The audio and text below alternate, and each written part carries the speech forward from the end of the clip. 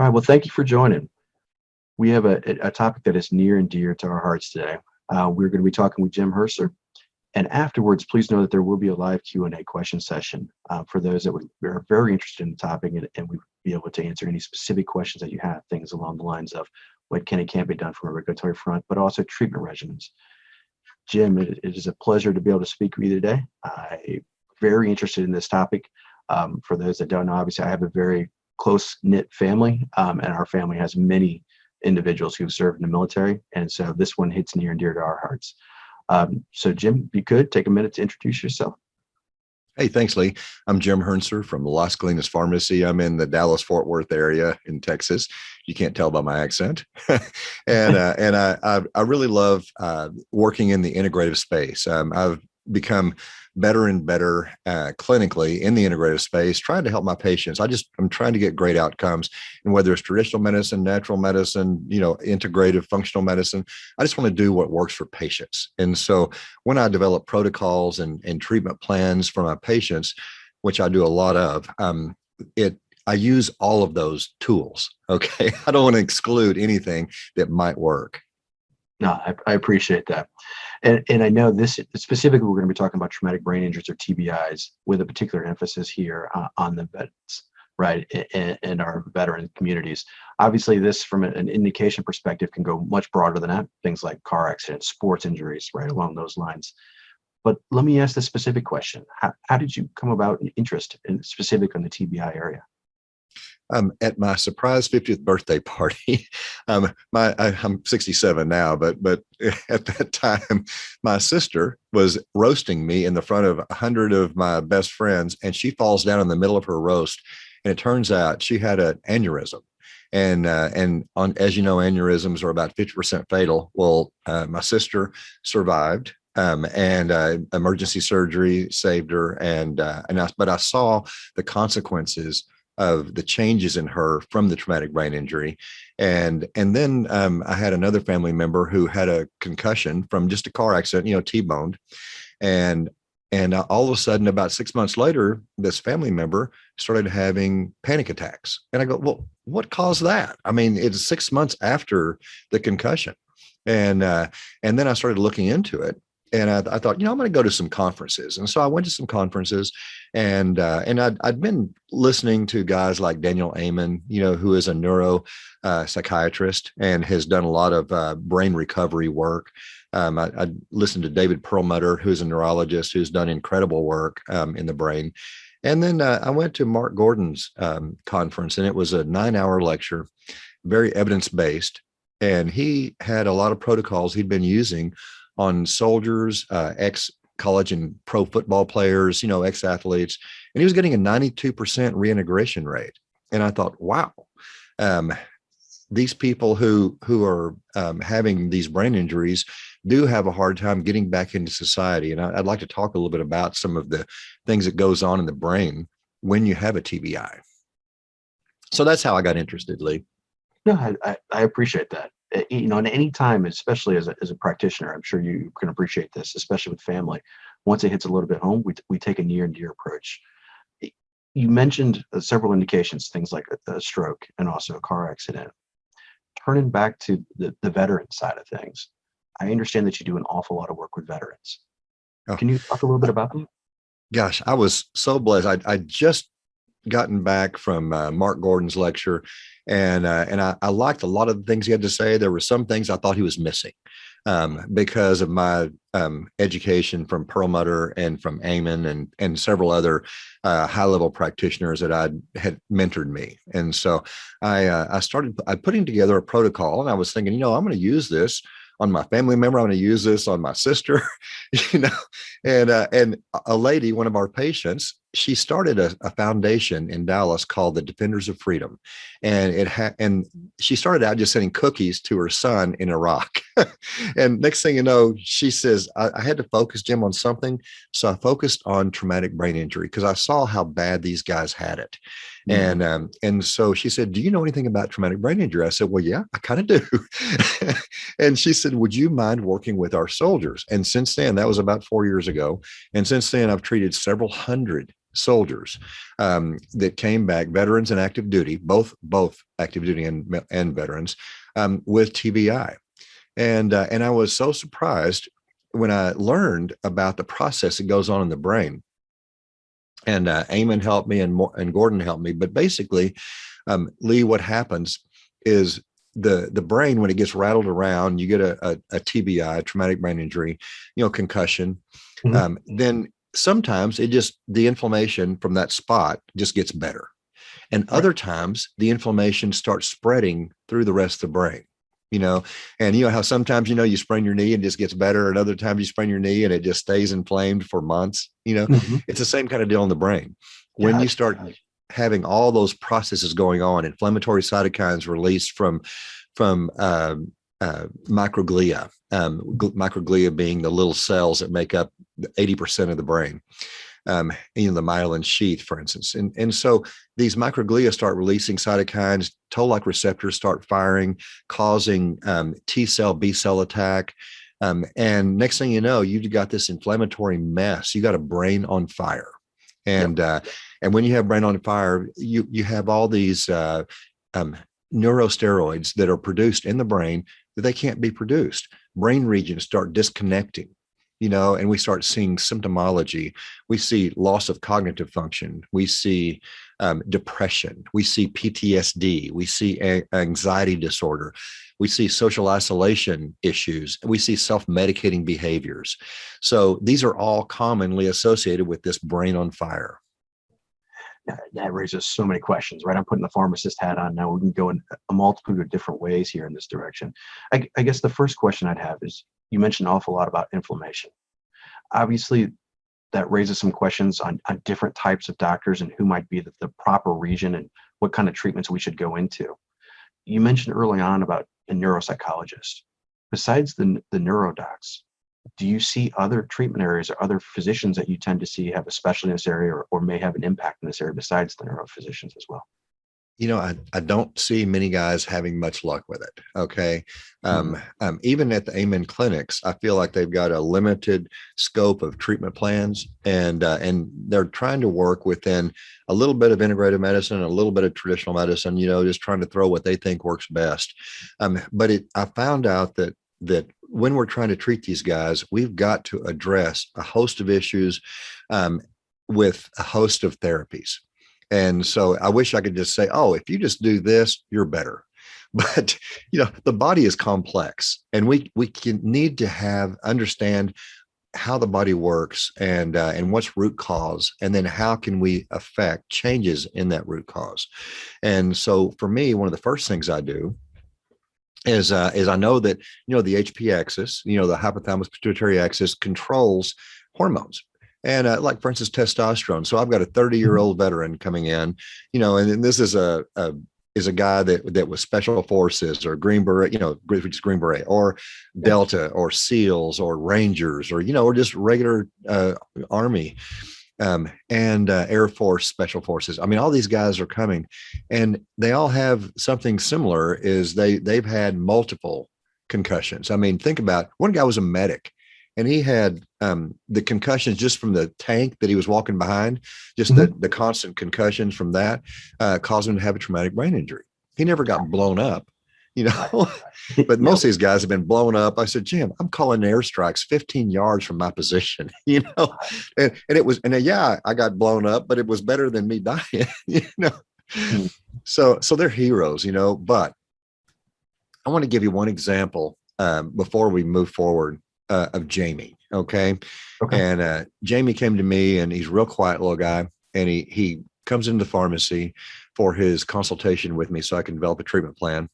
And he says, and I do it in conjunction with a doctor because I can't write prescriptions. I can develop a treatment plan, I can order labs, but I can't actually write the prescription. So I have a doctor who volunteers her time to help us. So she relies on me to put together these plans. So Jamie comes in, and he won't look me in the eye, and he's just, you can tell he is down. I said, how'd you get here, Jamie? He said, I live in Fort Worth, which is about a 45-minute drive. And he said, I had to have someone bring me.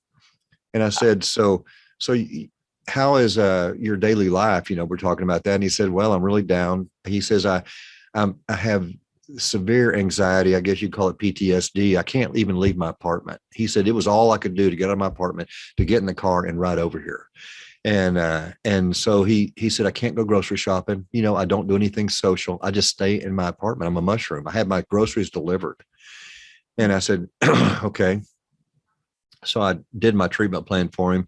9 months later, Jamie comes in, Lee, and he says, Jim, he says, guess what? And he's like quiet little guy. He's looking me in the eye though now. Mm-hmm. And he said, I drove over here. And this is heavy traffic in Dallas Fort Worth. And I said, you couldn't drive? He said, Jim, I felt like it. I said, well, what else has been going on? He said, you know what? I got married.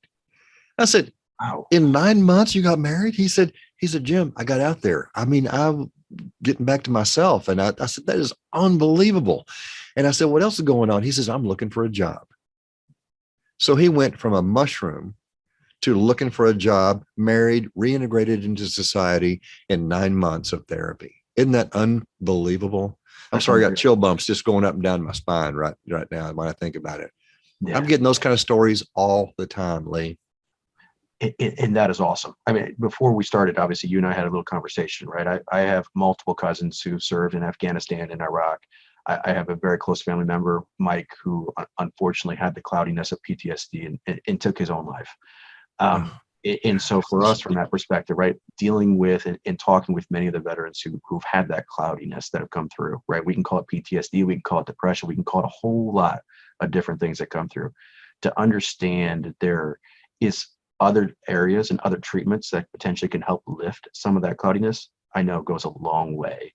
You mentioned Jamie. Is there a specific case study that you would point to besides Jamie to say, hey, these are some of the examples of things that we have seen work in this area? Yeah. One of the first things I do is I look at their hormones. And we talked earlier about HP axis, and we get dysfunction in the HP axis when we have brain on fire. Okay. Because it's supposed to operate a certain way. It's supposed to sense hormone levels. And then the brain sends luteinizing hormone down to the testicles, and the testicles then make testosterone. Well, a typical 30-year-old is going to have a testosterone of between 800 and 900 nanograms per deciliter, and on the lab test. And these guys are coming in with 200s, 150. I mean, that's an 80-year-old man's testosterone. Right. And so one of the first things we do is we get the hormones straightened out and optimized. And if I say, are you going to want to have kids? And if they say yes, then I might just give HCG, which is a luteinizing hormone analog, and it will raise their testosterone levels. Or they say, you know what, I've already had 3 kids and I'm done. And so I just want my hormones right. So we'll give testosterone plus we'll give HCG to maintain testicular function. But what happens is testosterone is a neuroactive steroid.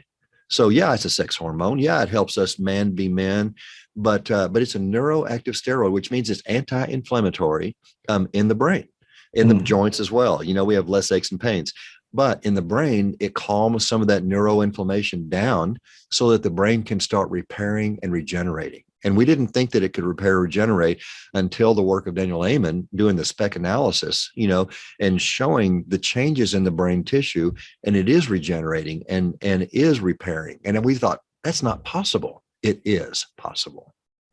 Now that's awesome, right? And to hear on the inflammation side, it's interesting because a lot of the pharmacies and clinical treatments that I work with on our side, right? We talk about things like ketamine and we talk about things like THC. And it's more to help relax some of that anxiety that came through, right? Or to help calm nerves and to understand the true impact of inflammation and how you can treat the inflammation side in addition to some of those is quite enlightening. I guess that begs the question, right? As to where you see it here. Do you think it's more the hormonal side that has the impact? Do you think it's more the jitters that people have after coming back from war? Do you think it's more the inflammation, or is it sort of that combination of? Well, the emotional impact is, as I understand it and I've talked to, as I said, hundreds and hundreds of veterans, who have been in the thick of it. I mean, these are all big time warriors. Okay. Right. And they said, you know what, it's terrible to lose, a buddy out there, because, when it gets right down to it, you're fighting for mother and country and all that stuff. But when you're in the thick of the battle, you are fighting for your brother right next to you. Okay. Right. And it's a survival thing. And these guys, when they lose someone, it hurts, but that's something that they've accepted. I'll tell you what really gets going though is when the brain is on fire, um, and it's not working properly, then other areas of the brain that are supposed to take over don't.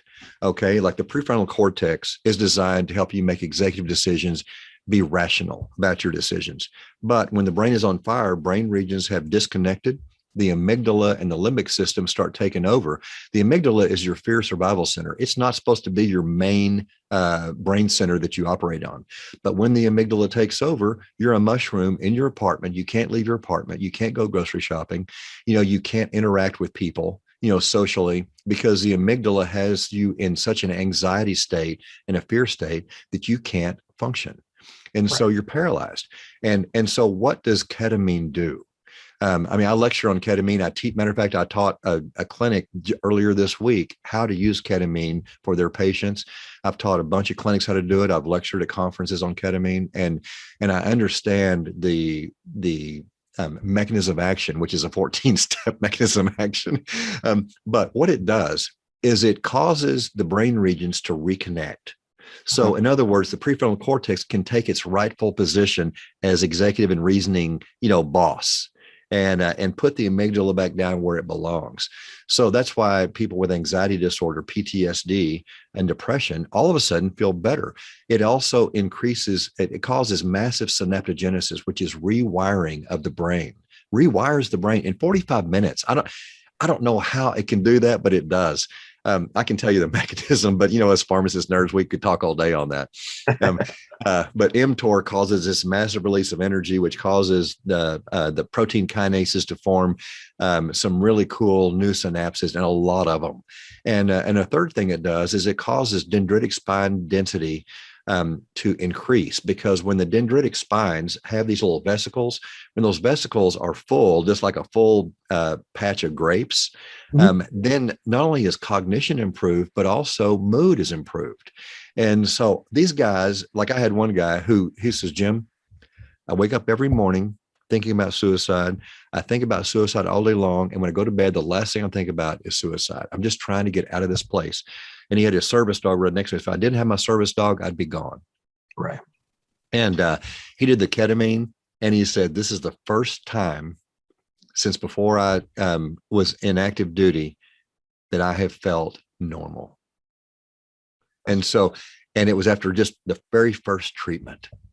He said, wow. He said, I hadn't thought about suicide all day. It fixed him. And so I'm a big fan of ketamine. Now, ketamine does cause some reactive oxygen species release in the brain, which is not good, because cytokines cause oxidative inflammatory reaction in the brain. So when those cytokines release, we got the T cell and B cells, when they release inflammatory cytokines, we get oxidative inflammation. So what we would like to do is quench oxidative inflammation. And so the doctors who know what they're doing will follow a ketamine treatment with a vitamin C. Calm those ROSs down. We've got a less inflamed brain. Well, and you've hit the nail on the head, right? That's where I wanted to sort of go next. Obviously, we've talked a little bit about integrative health. We've talked about compounding. And I'm curious as to how you utilize both of those services, because you've mentioned inflammation a lot. Obviously, things like fish oil, right? And antioxidants could be used in something like this. I'm curious as to how you would utilize compounding in something along the lines of an integrative treatment to be able to not just give ketamine, but also those anti-inflammation, antioxidant aspects behind it. I love low-dose naltrexone. Low-dose naltrexone causes an upregulation of endorphins, because these guys hurt. But Right. endorphins, when endorphins rise, when they're upregulated, it actually causes a downregulation of inflammatory cytokine release. Okay. And then it also causes release of opioid growth factor. And opioid growth factor is a growth regulator, but it also has a downregulation effect on inflammatory cytokine release. It remanages the Th1, Th2, Tregs, T0s, T17s, portion of the immune system, which are responsible for autoimmune and inflammatory conditions. So when we can rebalance those, we can calm all that down. And then there's a whole bunch of other effects. But we love lotus naltrexone, and it also causes a release of dopamine. In endorphins, when they go into synaptic cleft, what's released? In dopamine. And these guys, they're self-medicating, trying to get some dopamine to feel better. Well, lotus naltrexone gives them that, but we have to use the low dose, the 1 to 4 milligram dose. Another thing, Lee, that I've worked with, and matter of fact, I used it this morning, is oxytocin. Really? Oxytocin, the potion of devotion also has, it reboots the limbic system. Okay. And my wife says, I'm kind of a type A, driving personality, If you ever did the disc analysis, I'm a high D, I got you. Most of the days I'm falling that same category, right? I bet you're watching. Hey, so I use the oxytocin, and it helps me to be kind of more kind and a little slower, to react and to think more thoughtful and be more mindful. I'll tell you a story about a guy. He works out in, was a Green Beret, and he works out in Florida. He's retired. And he said, Jim, when I get home, he said, I'll walk right through the kids' playroom back to my man cave, and I just chill out. I need chillaxing, because it's just everything I can do to get through my day. And he said, man, when I use that puppy cuddle hormone, he calls it puppy cuddle hormone. When I use that puppy cuddle hormone, he couldn't remember oxytocin. He said, Jim, I get down in the floor and I watch SpongeBob SquarePants with my kids, and I love it. And we are playing together and wrestling in the floor and having the best time. And he said, that's the difference in me with oxytocin versus without oxytocin. Yeah. And that is the type of amazing stories, right, that we've heard about from our side as well, working with many of those on the compounding and on the clinical side. To sort of bring this full circle, because you've talked about hormones in many different ways, right? We've talked about testosterone, we've talked about HCG, we've talked about dopamine, we've talked about HCG aspects behind it. You just talked about oxytocin. One that we haven't really touched on yet, and I'm curious, is thyroid. My understanding is that in this perspective, thyroid, obviously being the hormonal aspect coming from it, could also be impacted. Have you seen any treatment advantages to using thyroid and treating the thyroid aspects in TBIs? Yes, sir. Matter of fact, I would say about 20% of the guys have suboptimal thyroid. I've found a couple of them with Hashimoto's, which is autoimmune thyroiditis, which is not uncommon. It's more common in women and men. However, what I see is a little bit of that HP dysfunction trickles down to the thyroid regulation. And so we're seeing some of them with suboptimal thyroid. And, thyroid, we always think of it as just being, well, is that metabolic? Well, when your body temperature is optimal, meaning in the 98s, then enzymes, which perform every biologic function in the body, every biologic function is mediated by enzymes, and so enzymes have to be optimal, and enzymes are optimal at 98, at 97 and 96. Enzymes are sluggish, and when they're sluggish, then we are sluggish. And so therefore your brain's sluggish, your mood is, people who have low thyroid or suboptimal thyroid tend to be flat, mooded, or even down. They can't concentrate and focus as well. Obviously metabolic syndrome is a big problem for these people because they're gaining weight and they have increased risk of cardiovascular disease with low thyroid. So there's a lot going on with thyroid. And so, yes, we do look at thyroid, and I look at it pretty extensively. I look at free T3, free T4, reverse T3, TSH, and I look for antibodies, TPO, thyroid peroxidase enzyme, and thyroglobulin antibodies.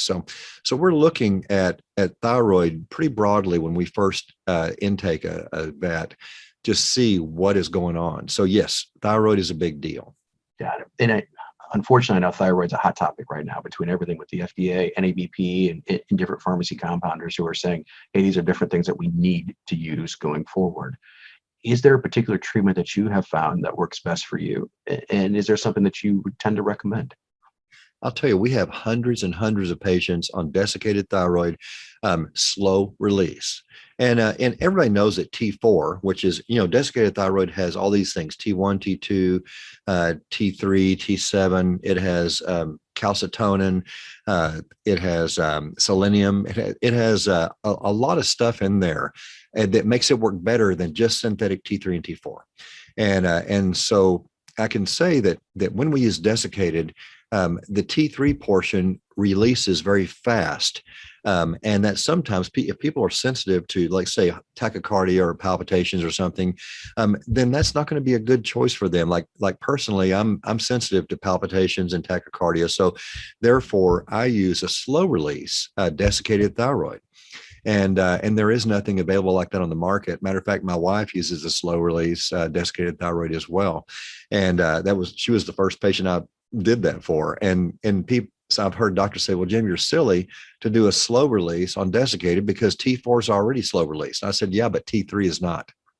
Right. And I said, some people can't tolerate the T3 influx, otherwise they just take Armour thyroid. Right.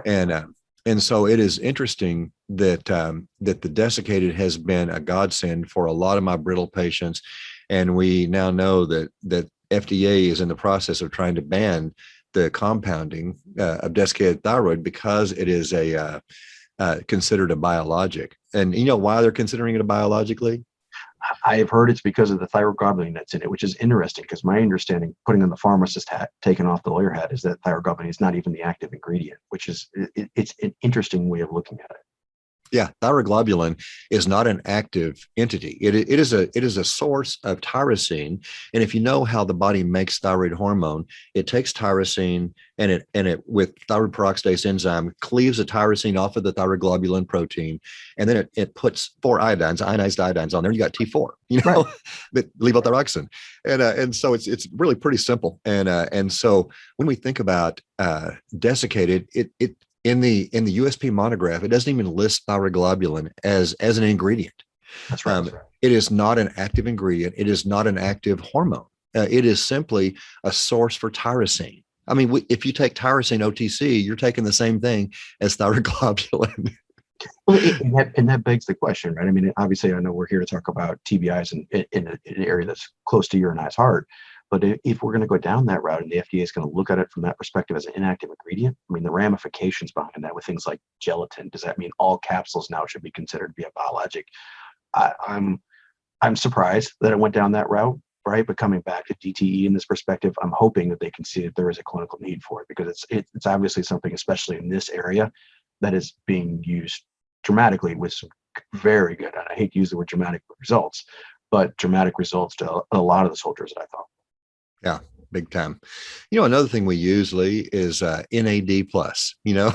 and, Okay. NAD is a mitochondrial energy stimulator, right? Yep. And mitochondria are the batteries of every cell. And these guys need repair and regeneration, whether it's in the body or whether it's in the brain. And NAD has been magical for them. And I could tell you story after story, case studies of the guys getting better from their NAD. We do it sub-Q, which is so crazy. You always think of it as being that long IV drip that's 2 to 7 hours. We use it sub-Q and we use it every day, Monday through Friday, because they usually skip a weekend or something. And, it is dramatic. Some of the effects I'm seeing, I wouldn't even fathomed that I would have seen it.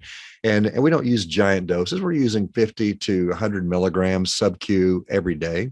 And, and it is working, To me, it's an interesting one because that is, I don't want to say one of the first times that I've heard it used in this area, but it makes complete sense when you look at it from a pharmacological perspective, right? That it would be used for the energy-based cells. And if you go back to some of the synopsis things that we were talking about with the interventions, being able to help grow things back and be able to put it makes sense as to why the NAD would be used, right? And obviously, we just took a talk of a second ago about DTE and the FDA. To the FDA's credit in this situation, that is one of the substances that they were looking at putting on the bulks list, right, for the 503B side of things. So it's interesting if they can take that route, right, and be able to see that sort of intervention and how it's useful in this clinical treatment, and there's a clinical need for it. If they could take a similar route with the DTE, it would make sense because they've taken, to their credit, right, for the NAD side at least, they've seen that clinical needs discussion, and I think this is just one more on top of where we've been at with it. Yeah. let me see. One other thing. Oh, you and I were talking before we got on about CBD and also THC. And I tell you, most of my soldiers who come to me, they are self-medicating, Right. and because they've got anxiety disorder, they got PTSD, which you could kind of say are similar, and so these guys don't know what to do other than self-medicate. I mean, Well, they're not pharmacists, they're not doctors, they're soldiers, they're warriors. So they came in, and I've done women, by the way, too. And we've had women. I had one woman who I just talked to yesterday, had a consult with. She's at her 4-month mark, and she was a Green Beret, a woman who's a Green Beret, Special Forces, and she is a dynamic. She's a dynamo. But when I first saw her 4 months ago, she was just flat. She was down. And she was just trying to put one foot in front of the other, and now she is just a ball of fire. I mean, and she was just so happy. Her mood was way up here, because it's just, she's one of those women that you see that is just an alpha female, and man, she said, Jim, she says, I've had people try to work on me and nothing's ever worked. And your protocol has made me back to who I was. I mean, she says, I am on fire. I'm doing so many great things now. And matter of fact, I'm about to meet in Houston with Morgan Luttrell, who's running for Congress. He's a SEAL. He's a brother of Marcus Luttrell, who wrote Lone Survivor, and anyway, she said, I know him. He's one of my personal friends. And she texted him right then, said, make sure when Jim shows up at that fundraiser that you're nice to him. Well, when you But do God's hey, work, right? hey, let's get back to CBD though, and THC. Yeah. So THC, I've seen, just as far as recreational use, Mhm. it makes them, give them a little bit of anxiety relief, maybe helps them sleep a little better, but it's not fixing anything. Right. Now, And CBD, on the other hand, CBD has a little bit of THC in it, but just a small amount. What is it, 0.3%? But what it does have is it has anti-anxiety, anti-inflammatory. It helps with pain, analgesic, and it does help with sleep too. So CBD, full spectrum CBD has a different effect than THC, which doesn't have all those other three effects. Now, I have seen some guided THC therapy where they use higher dose, kind of like they do on the ketamine. And we are seeing some changes in the brain. But to be honest with you, I haven't lectured on that, so I'm not an expert in that area. and that's one of the areas that we've looked at, right, from our side of it, is the treatment protocols, both from, I'll say it this way, whether it be a physician or whether it be something that we are looking at for getting approved from a pharma company, is that combination of THC and ketamine together. Because as you mentioned earlier, ketamine, obviously, I hate to call it a wonder drug, but it has a special treatment regimen here, right? That has some special effects associated with it. And when you add it into with THC and CBD, does it have some of that calming effect to be able to counterbalance some of the side effects, as you mentioned, with ketamine? We've heard multiple times from multiple different soldiers that we have worked with on the cannabis side of the things, that you've hit sort of the nail on the head. Cannabis and the THC, when you're self-medicating or you're taking it as part of that medical marijuana treatments that are allowed under any state law, that it really does treat the anxiety, but it's treating the side effects. It's not treating the actual TBI, right? That inflammation inside of the brain. And sometimes it can actually add to some of that cloudiness. But on the flip side, there's a lot of legal issues, especially for those that are coming at it from a soldier side, right? Let's put aside those that are driving and all the other TBI injuries that may fall into these categories. For example, things along the lines of, can you own a firearm if you've been smoking marijuana, right? Those are some of the questions that we have seen across the line.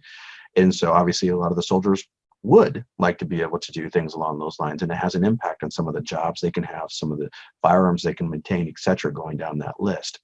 And so it begs the question, is there a specific treatment regimen that you have seen with THC and CBD that has that sort of magic bullet effect to be able to help in this area?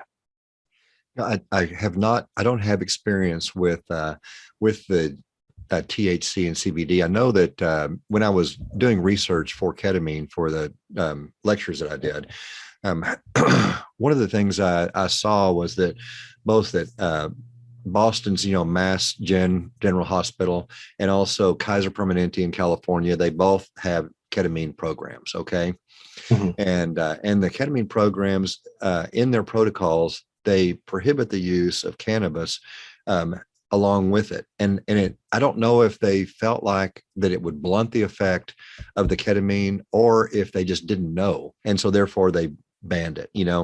I can say, because ketamine can be, if you're drug seeking, Mhm. then ketamine can be a problem, That's right. although when you do ketamine, it reduces drug seeking behavior when you do it Oh, correctly, when you hope. so it's a double-edged sword, of course. Yep. So, Yep. so I don't know on that.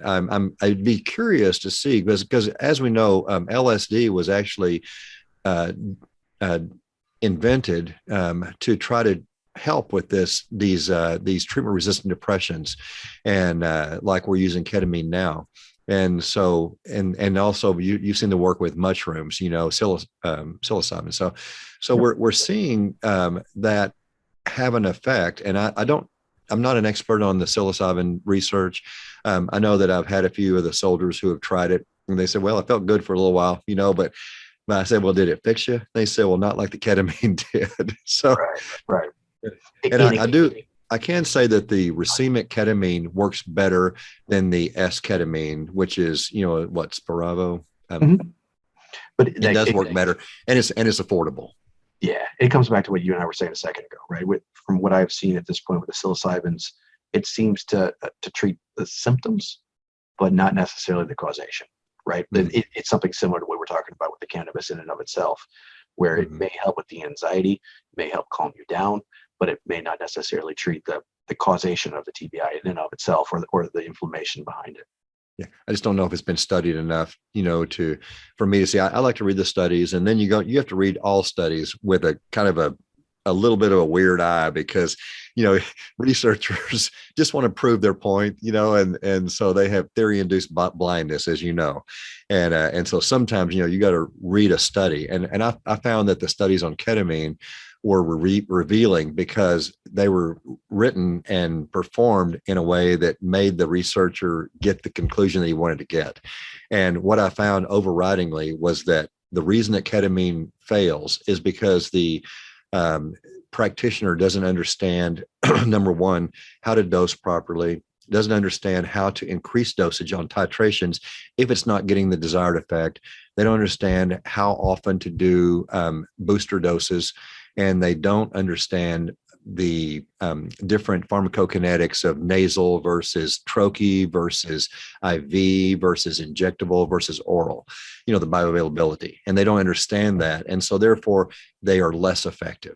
But even in the least effective arms, it's probably works 60% of the time. And in the most effective arms, it probably works 90 plus on treatment resistant depression, which is just, we don't have anything else that does that. I mean, was Resulti work 20% of the time, Right. and then here we have ketamine that works 90% of the time, Mhm. So we've mentioned so far for our treatment regimens, right, that you've talked about from this perspective, the hormones, the testosterones, everything that goes along with that, the thyroid, T3, T4, and DTE. We've talked about naltrexone. We've talked about the synapses interventions. We've talked about ketamine and cannabis and NAD plus. I know that there are some that use specifically certain types of supplements and vitamins that go along with this as well. You and I have sort of talked about the fish oil and the vitamin C, but is there certain supplements that you recommend? Yeah. I like things with antioxidant activity, because, I like fat soluble and water soluble antioxidants, because if we have reactive oxygen species um, running around the brain causing havoc, causing inflammation, then a great way to reduce inflammation is to reduce the ROSs, reactive oxygen species, from those cytokine storms up there in the brain. And so it makes sense to use things that have antioxidant activity, like coenzyme Q10 and PQQ. Now, the cool thing about coenzyme Q10 and PQQ, water soluble and fat soluble, antioxidants, is that they also possess mitochondrial stimulation activity. So, you've got mitochondria producing more energy for repair and regeneration, plus you've got the antioxidant activity. Also, Lee, if you're into functional medicine, integrated medicine, we also know there's a gut-brain connection, and we know that leaky gut proteins escape. Just like an example, a gluten protein escapes the leaky gut. It goes to the blood-brain barrier. The blood-brain barrier becomes more permeable. The proteins get in there and cause TLR signaling. Next thing you know, you've got brain on fire. So one of my soldiers who did a lot of self-help for himself, he said, Jim, when I switched to paleo, and I started with ketogenic, then I switched to paleo for sustained eating style, grain-free. He said, my brain got magically better. And that was a testimony from a big time warrior. I mean, this was a guy that I could tell you where he had been, and I would be violating all kinds of trust. But he was a huge, big time warrior. Matter of fact, they wrote a book on him and also did a documentary because he's a big deal. And I can say that he said that the things that helped me more than anything else, as I was going through it, were eating style, ketamine, and the hormones. He said, those are the three things that are the top of my list. But he said, yes, I use supplements. And yes, I do the other things that you prescribe because you're right on key on all those. But he said, those three are my top of my list, so.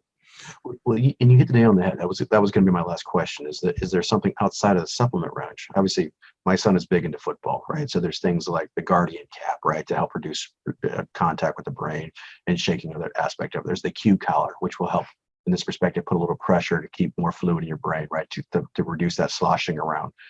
Is there areas that you would say outside of that supplement, whether it be paleo diet, whether it be the Guardian cap, etc., that can help reduce that type of TBI? Yeah. I don't know if that may be out of my area, Lee. I'd like to tell you I know everything because my wife says, "Oh, he just knows every darn thing," but I think she doesn't mean it. I don't think she means it the nice way. Right. I get that completely. I understand. But I do use vitamin D. We use a lot of vitamin D. We use methyl B vitamins because methyl B vitamins help neurotransmitter pathways, which is never going to hurt unless you have a COMT defect, because you have MTHFR and methylation vitamins really help. But then if you have a COMT defect, methylation vitamins aren't well tolerated. So, you got to kind of look at the patient. And if they don't, I had one guy who started taking the methylated vitamins and his depression got worse. We got him off of them, and within 3 days he was back to normal. But it was because he had a COMT defect, a SNP, single nucleotide polymorphism. That makes an awful lot of sense. Mm-hmm. We've talked for a good 40 minutes or so at this point about soldiers, right, and PTSD, which is obviously near and dear to both you and I for a lot of reasons. Do you see much of a difference in how you would treat those TBIs in the soldier population versus those that, like my son, who happened to have a concussion from football or from a car accident? Do you see a difference in the way that they need to be treated? And do you personally have a difference in treatment recommendations? Every case is individual, and so, like, for instance, I'm not going to give hormones if their hormones are already optimal, right. If the HP axis survived the TBI. But I had a shaken baby, and he's 27 years old now, but as a child, he was a shaken baby, TBI, and he was never okay. He went to college online. He had gone to high school online if he could. He had to go to a small private school. Very smart kid and personable and nice kid, but he just couldn't get out there. He was a failure to launch into society, even though he was being productive and had a job. And so did my protocol on him, and sure enough, at 27 years old, he already had, low T, and his thyroid was not good. And we used all the other things, the synapsin nasal spray for decreased neuro inflammation. We used lotus naltrexone on him, and supplements, and he followed it. And he also did ketamine, by the way. And I'll be darned. He calls me up and he says, Jim, he says, I now know how other kids feel. Really? He said, for the first time in my life, I am out there. I mean, he said, I don't have to work from home. I could work in the office. I can do anything. I'm going grocery shopping. I'm going out doing fun things. This is how the other half lived. I've never known this before. He said, this is an adjustment for me. And so it is, and that's just an example of a kid who had just had the bad luck of having a bad babysitter, that shook him. you know?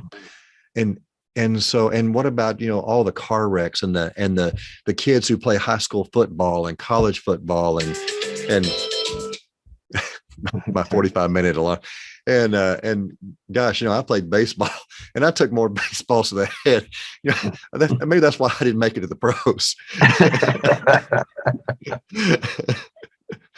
Oh Lord. So anyway, there are so many opportunities. I mean, you fall down rollerblading, and hit your head. I mean, you fall off a ladder, I mean, TBIs are prevalent out there.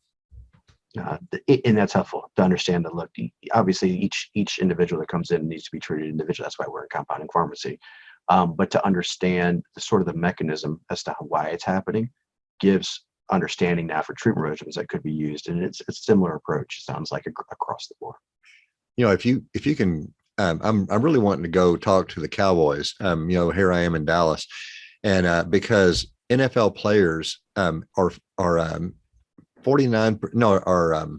19 times more likely to develop dementia prior to age 50 than normal Americans. 19 times more likely. And there's another target. I mean, these guys get their bells rung every single game. And so that's what they call it, getting their bell rung. That term. You play football. And I was terrible in football. I got my bell rung and I didn't deserve it. I think people. So anyway, let's try to help as many people as we can, right? No, I appreciate that, and thank you again for all the work in this area. But as we turn it over here to the Q&A, is there anything that you wanted to leave on a last note with?